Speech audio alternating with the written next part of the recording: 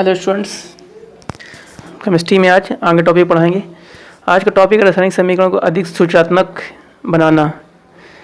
ठीक, इसका मतलब ये हुआ कि जो भी समीकरण होता है उसको किस तरह से प्रतीकों द्वारा बनाना है, जिसके द्वारा हम समीकरण को देखकर बता सकें कि जो उसमें कोई पदार्थ किस अवस्था में है, यानी सॉलिड में है, लिक्विड में है, या जली में है, ठीक, या आपका गैसीय में है। ठीक, तो कुछ प्रतीक यहाँ पे हम आपको आज बताएंगे। प्रतीक के माध्यम से आप समझ जाओगे किसी समीकरण देखकर कि ये जो आपका यौगिक या तत्व है किस अवस्था में होता है। ठीक, तो आइए स्टार्ट करते हैं। यहाँ आपको दिख रहा होगा, यहाँ पे कॉपी में आपको दिख रहा होगा, इसमें हमने लिख रखे हैं रासायनिक समीकरण को अधिक सूचनात्मक बनाना। ठीक, यानी सूचना देने वाला। ठीक, यानी इसको देख के आप देख सकते हो अपने आप। जैसे यहाँ पे ठोस के लिए देखो हमने बनाया है, ठोस का प्रतीक क्या होता है, एस होता है। यदि किसी समीकरण में एस लिखा हो तो इसका मतलब क्या, वो तत्व या यौगिक क्या होगा, सॉलिड अवस्था में होगा। उसके आगे देखो यहाँ लिखा है, उसके आगे लिखा है यहाँ पे जी, गैस को करते हैं जी से। इसका द्रव है, द्रव को एल से, लिक्विड है हमारा, जली विलीन को एक्वस से, और समान रूप से मुक्त गैस को एरो, ऊपर का एरो बना हुआ है, ये किसका प्रतीक होता है, गैस का। ठीक है, इसके बाद यहाँ पर है बनने वाले अवक्षेप को, यानी उत्पाद जो होता है आपका, वो नीचे एक तरह एरो होता है, कईयों में होता है, कईयों में नहीं होता है ये। ठीक है, इसलिए इसका इस्तेमाल होता भी है, नहीं भी होता है। ये आपका डेल्टा है ऊष्मा का। ठीक, इसका इस्तेमाल ऊष्मा के लिए करते हैं। लास्ट टाइम हमने किया भी था, आपने देखा होगा ध्यान से। ये देखिए हमने किया था, यहाँ पर बना हुआ ये, तो डेल्टा बना है, तो इसका मतलब होता है इसको ऊष्मा दी जा रही है। ठीक, तो यहाँ पे एक समीकरण बनाया गया, यहाँ पर है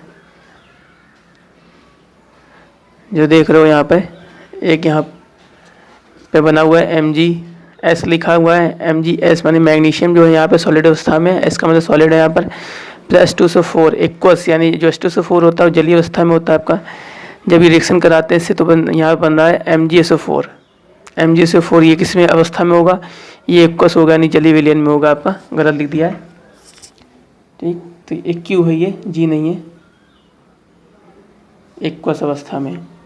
दूसरा आप देख रहे हो यहाँ पर H2 है, H2 हमारा गैस है यहाँ पर, ये प्रत्येक दो गैस का यहाँ पे सिंबल बना है, तो इसके द्वारा आप देख के पहचान सकते हो कि कौन सी अवस्था है ये, और ये जो प्रतीक है ये हमें क्या बता रहे हैं। ठीक है, तो इनको देख लीजिए और आपको समझ में आ जाएगा। जब भी कोई समीकरण आपके सामने होगा तो आप देख के बता सकते हो कि क्या ये हमें क्या बताने की कोशिश कर रहा है।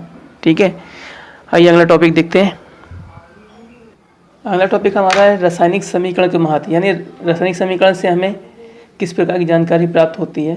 ठीक है, तो आइए हम बताते हैं आपको क्या जानकारी प्राप्त होती है। रासायनिक समीकरण रासायनिक अभिक्रिया में भाग लेने वाले अभिकारकों एवं अभिक्रिया के पश्चात प्राप्त होने वाले उत्पादों के संदर्भ में जानकारी प्राप्त होती है। ठीक है, यानी रासायनिक समीकरण जब भी बनाते हो तो उसमें कौन कौन से अभिकारक भाग ले रहे हैं, और अभिकारक भाग लेने के बाद जब क्रिया कर रहे हैं तो कौन से उत्पाद बन रहे हैं, इसकी जानकारी हमें क्या होती है, रासायनिक समीकरण से प्राप्त होती है। इसके बाद अगला, ये पहला पॉइंट था। दूसरा पॉइंट क्या है, रासायनिक समीकरण से अभिकारक व उत्पादक के अणुओं में परमाणुओं के संगठन की जानकारी, व्यवस्था की जानकारी होती है। ठीक, जैसे ये है आपका, ये आपका यौगिक है, ये आपका H2SO4 एक्वस है आपका ये। ठीक, ये भी है, तो इसमें कौन कौन से अणु जुड़े हुए हैं इसकी जानकारी हमें प्राप्त होती है। अगला, इसमें रासायनिक समीकरण में अणुओं की संख्याओं एवं द्रव्यमान के औक्षेपिक अनुपात का प्राप्त होता है, औक्षेपिक अनुपात का भी ज्ञान प्राप्त होता है। ठीक, यानी अणुओं की संख्या और द्रव्यमान के अनुपात का भी ज्ञान प्राप्त होता है। अगला पॉइंट हमारा है रासायनिक समीकरण से अभिक्रिया की प्रकृति बदलता है। ठीक, कि वो जो अभी आपकी प्रकृति का मतलब है कि इससे आपको मालूम पड़ेगा कि अभिक्रिया किस प्रकार की है। ठीक, ऊष्माक्षेपी है या ऊष्माशोषी है। ठीक, किस प्रकार की अभिक्रिया है इसके बारे में जानकारी होती है। ठीक है, आगे और भी अभिक्रियाएँ दे रखी हैं, जब आप पढ़ेंगे तो उसमें आ जाएगा किस प्रकार की जानकारी हमें हो जाती है। समीकरण देख के हम बता सकते हैं कि किस प्रकार की अभिक्रिया है। ठीक है, संयोजन अभिक्रिया है या वियोजन अभिक्रिया, सर में जानकारी होती है समीकरण देखकर। उसके बाद क्या है, अगला पॉइंट, रासायनिक समीकरण द्वारा रासायनिक अभिक्रिया में प्रयुक्त या निर्मित गैसीय पदार्थों के आयतन का ज्ञान होता है। ठीक है, यानी उसमें अभी रासायनिक अभिक्रिया में भाग लेने वाले अभिक्रिया में जो भी प्रयुक्त गैसीय पदार्थ हैं उनके आयतन की जानकारी प्राप्त कर सकते हैं। ठीक, तो ये थे रासायनिक समीकरण के महत्व। आइए अगला टॉपिक देखें। इसके बाद जो हमारा अगला टॉपिक है वो रासायनिक समीकरण सीमाएं, यानी कि कुछ सीमाएं भी होती हैं कि कहाँ तक किन जानकारियों को प्राप्त कर सकते हैं, किन को नहीं प्राप्त कर सकते हैं, इनकी जानकारी भी इससे मिलती है। सीमाएं की लिमिट की अगर बात करें तो इसमें अभिकारकों और उत्पादकों की भौतिक अवस्था के संबंध में कोई भी जानकारी प्राप्त नहीं होती है। यानी रासायनिक समीकरण द्वारा हम अभिकारकों उत्पादों की भौतिक अवस्थाओं के बारे में कोई जानकारी प्राप्त नहीं कर सकते हैं।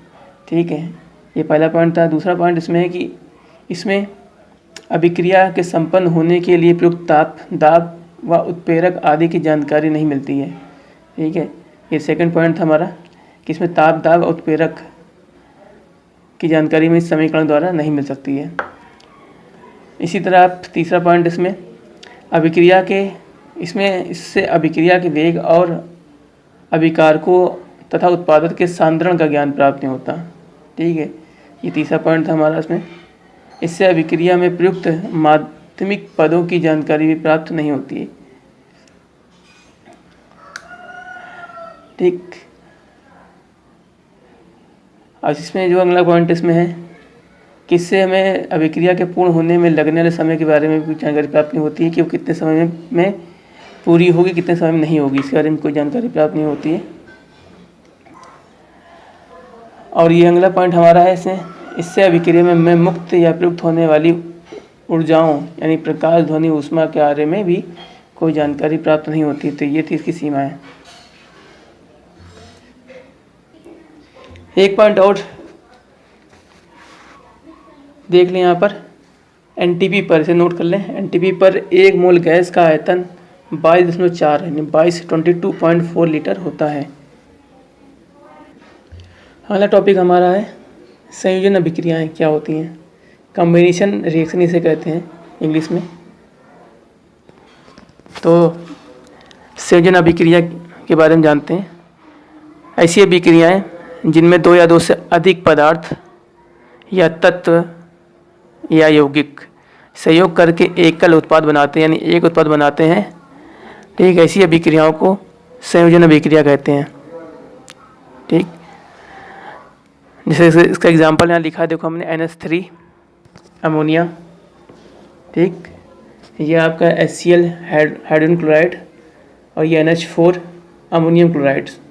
ठीक, ये आपने देखा यहाँ पर कि ये 2 यौगिक हैं, ये दोनों मिलते हैं आपस में और ये बनाते हैं। ठीक, कैसे बनते हैं देखो, NH3 ये H इसमें जुड़ जाएगा, आके ऐड हो जाएगा तो NH4 हो जाएगा यहाँ पर, और ये Cl ये, तो ये बन गया आपका। इसी तरह यहाँ देखेंगे, यहाँ पर ये कार्बन मोनोऑक्साइड है यहाँ पर है, और यहाँ पर आपका क्लोराइड है, यहाँ पर क्लोरीन है यहाँ पे, ये दोनों जुड़ जाएंगे आपके, तो ये देखो बन गया आपका। ठीक, ये आपका कार्बोनिल क्लोराइड बन गया यहाँ पे, कार्बोनिल क्लोराइड। ठीक, तो ये प्रतीक के माध्यम है, ये तो पता ही होगा प्रतीक काहे के लिखे हुए हैं। तो ये आपकी इसे कहते हैं संयोजन अभिक्रिया। ठीक, तो आइए देखते हैं अगला टॉपिक। आइए अगली क्वेश्चन हमारी है यहाँ पर वियोजन अभिक्रिया। ये दिखा आपने दिख रहा होगा, वियोजन माने होता है अपघटित होना या टूट जाना। तो पहला है आपका ऊष्मीय अपघटन। वियोजन अभिक्रियाएं 3 प्रक्रम में घटित होती हैं। आपका पहला ऊष्मीय अपघटन, दूसरा प्रकाश अपघटन और तीसरा आपका विद्युत अपघटन। पहले हम बात करते हैं कि वियोजन अपघटन होता क्या है। ठीक, ऐसी रासायनिक अभिक्रियाएं जिनमें यौगिक बाह्य कारकों के प्रभाव के द्वारा अपने अवयवी तत्वों या लघु यानी छोटे यौगिकों में अपघटित हो जाते हैं, वियोजन अभिक्रियाएं कहलाती हैं। ये अभिक्रियाएं ऊष्मा, प्रकाश अथवा विद्युत द्वारा संपन्न होती हैं। ठीक है, और चलिए पहले ही लेते हैं यहाँ पर हम इसको 3 प्रकार में किया गया, 3 भाग इसके हैं। वियोजन अभिक्रिया के 3 प्रक्रम हैं, जो नीचे देखो लिखा होगा, आपको दिख रहा होगा यहाँ पे 3 प्रक्रम है यहाँ पर, ये देखिए दिख रहा होगा आपको ये। ठीक, पहला आपका है ऊष्मीय अपघटन। ऊष्मीय अपघटन आपका ऊष्मीय अपघटन क्या होता है? वह रासायनिक अभिक्रियाएं जिनमें यौगिक ऊष्मा के द्वारा दो या दो से अधिक सरल पदार्थों में अपघटित हो जाता है, ऊष्मीय अपघटन कहलाती है अभिक्रिया। ठीक है, तो पहले हमने देखा यहाँ पर, ये आपका है यहाँ पर है, ये कैल्शियम कार्बोनेट है, ये सॉलिड अवस्था में जब इसमें ऊष्मा देते हैं यहाँ पर है, तो ये कैल्शियम ऑक्साइड और कार्बन डाइऑक्साइड दो भागों में टूट जाता है। यहाँ ऊपर निशान लगा एरो का, देख रहे हैं आप, एरो का निशान लगा हुआ है ऊपर की तरफ। तो इसका मतलब क्या होता है? इसका मतलब होता है क्या? गैस निकल रही है। ठीक है, यानी अभिक्रिया के दौरान क्या हो रहा है? ये गैस कार्बन डाइऑक्साइड निकल रही है। ये पहला हो गया ऊष्मीय अपघटन का। इसके बाद है यहाँ है प्रकाश अपघटन। प्रकाश अपघटन क्या होता है इसको समझ लें यहाँ पे, कि जब वियोजन अभिक्रियाएँ सूर्य के प्रकाश द्वारा होती है, जब वियोजन अभिक्रियाएँ सूर्य के प्रकाश द्वारा होती है तब यह प्रकाश अपघटन कहलाती है। ठीक, यानी प्रकाश अपघटन अभिक्रियाएँ कहलाती हैं, सीधी भाषा में बोले हम तो। इसका देखो रिएक्शन लिखा हुआ यहाँ पे 2AgCl। ठीक, और यह जब ये ब्रेक होती है यहाँ पर है तो 2AgS सॉलिड अवस्था में, और ये क्लोरीन आपका है ये भी सॉलिड अवस्था में, यानी सूर्य के प्रकाश में क्या होती हैं? ब्रेक हो जाती हैं। ठीक, अगली बात करते हैं यहाँ पर है विद्युत अपघटन क्रिया। दिख रहा होगा आपको विद्युत अपघटन क्रियाएं।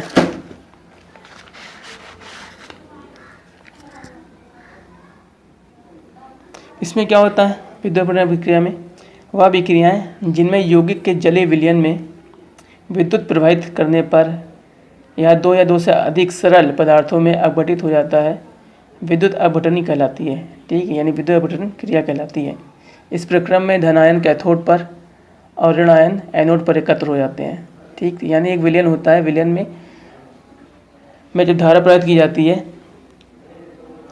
तो यहाँ पे जो कैथोड, जो आपका ऋणायन होते हैं वो एनोड की ओर, और जो धन आयन होते हैं वो कैथोड की ओर एकत्र हो जाते हैं। आपको पता होना चाहिए कैथोड माइनस के होते हैं और एनोड प्लस के होते हैं, और जब दो चिन्ह अपोजिट होंगे तो एक दूसरे को क्या करें? आकर्षित करेंगे। इसलिए जो प्लस वाले होते हैं वो माइनस वाले की ओर चले जाते हैं, यानी कैथोड की ओर चले जाते हैं। और यहाँ पर रिएक्शन देख रहे हो, यहाँ पर है, ये लिखिए यहाँ पर है H2O वाटर है हमारा, इसको जब विद्युत अपघटन करते हैं, अम्लीय है विलयन।